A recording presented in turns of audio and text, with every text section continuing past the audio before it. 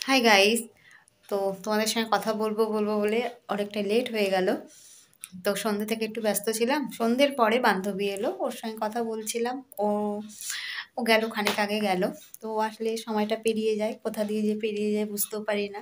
মনটাও ভালো লাগে, কথা বল মানে কথা বলতে বলতে সময়টা চলে যায়। তো গেল খানিক আগে। তারপরে আমার মাথাটা যন্ত্রণা করছে, সন্ধ্যের পর থেকে মাথাটা যন্ত্রণা করছে, মনে হচ্ছে ঠান্ডা লাগবে না জ্বর আসবে, তারই ইঙ্গিত দিচ্ছে এখন থেকেই। হয়তো রাতের মধ্যেই জ্বরটা চলে আসবে, ভাল লাগছে না শরীরটা, মনে হচ্ছে শুয়ে থাকি। আজকে অনেকটা সকালে উঠেছি। তো যাই হোক, শোবো না এখন। উম, শোয়ার তো এখন টাইম না, আর আমাদের টাইম তো রাত্রি 12টার পরে। সেটা আজকেও তাই হবে, যতই তাড়াতাড়ি ভোরবেলা উঠি না কেন, রাত্রিরে সেই ঘুমাই 12টার পরে। ওটাই যেন নিয়ম হয়ে গেছে। তো পিসি বাড়িতে যাওয়ার আছে। ঠান্ডা লাগছে, প্রচণ্ড ঠান্ডা লাগছে, শীত করছে।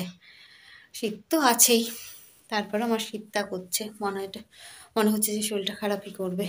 জ্বরটা চলেও এসছে হয়তো, ভাল লাগছে না শরীরটা একদম।